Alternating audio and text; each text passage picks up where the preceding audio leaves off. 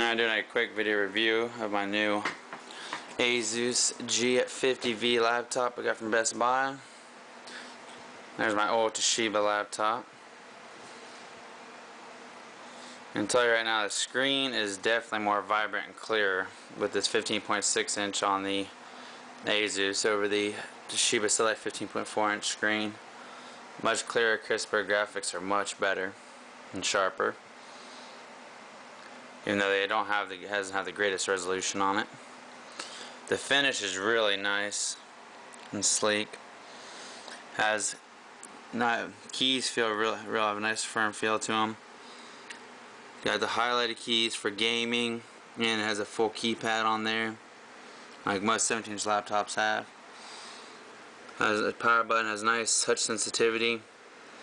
Has a nice little LCD screen. You can display it, has multiple choices for displays, like right now CPU. Customize your own little memos in there if you want. It shows memory, battery, power supply.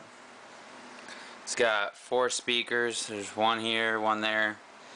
There's actually one right there in the front, one there, and then it has a subwoofer on the bottom, as you can see. And these laptops do have the expandability for 2 hard drives, which you can do in a RAD0 or RAD1 setup, since it has the mobile P45 chipset in it.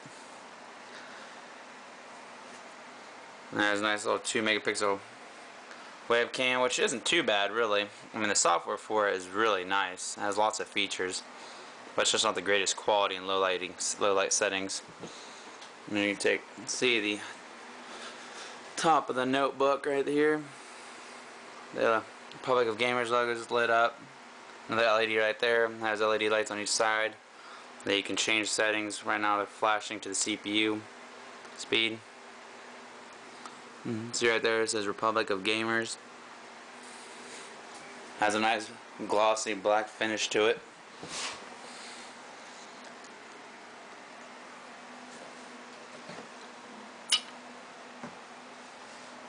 And it does have overclocking features, which actually do work well. I mean, you can't notice a whole lot of difference, but you go into here, the console's all touch sensitive. And you got normal, turbo, and turbo extreme. I have down here right there the CPU-Z. And I also have GPU-Z up, as you can see. Has the 9700M GT graphics card. There's the GPU cores, 65 nanometers release. And there's got 32 unified shaders. Does have 512 megabytes of DDR3. And there you can see the GPU clock speed of 625. Memory is 800 megahertz. Shaders are at 1563 megahertz. Bandwidth is 25.6. Has 128-bit bus width.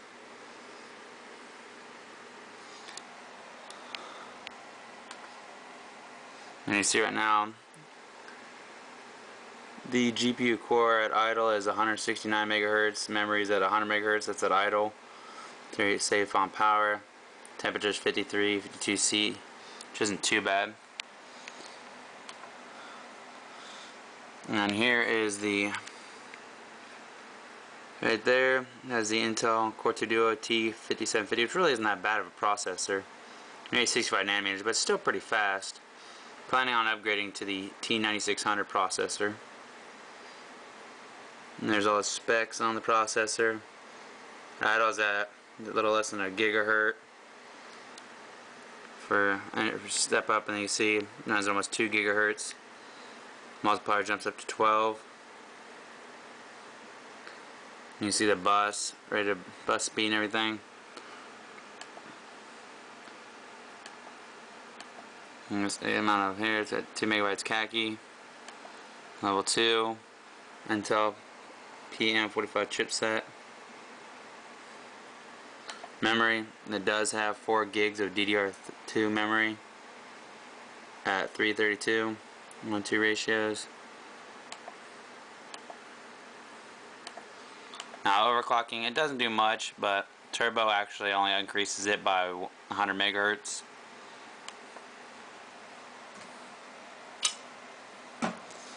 You see, put it in turbo mode. And as you can see,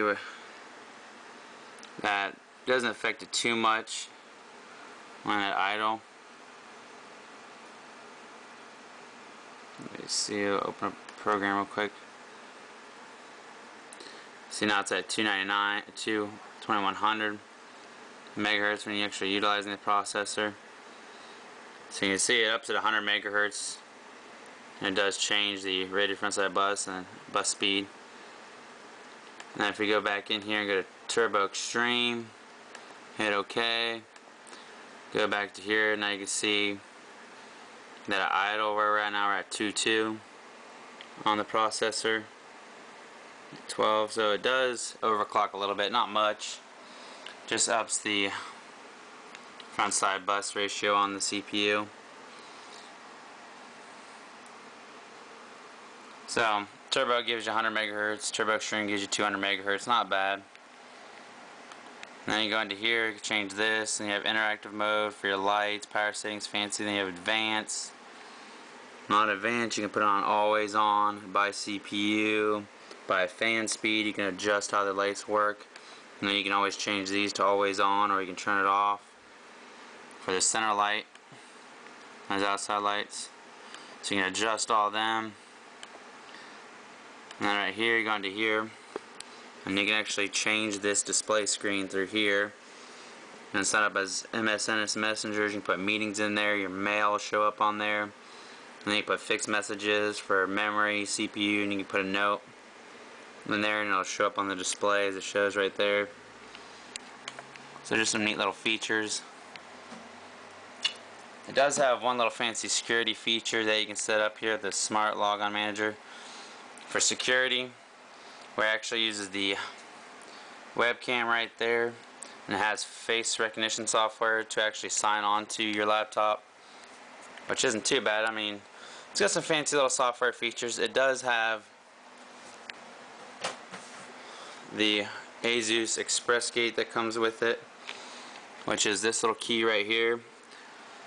Which isn't too bad. Express Gate's pretty nifty little feature, so you can do, as you can see, some things like web, music, online games, photos, chat, and Skype. So it does have Express Gate, some nice little features. And then you see right here, express card slot. It's got HDMI input, external SATA. Then it's actually got a TV antenna that's for it. Then you can plug into USB, VGA port, Firewire.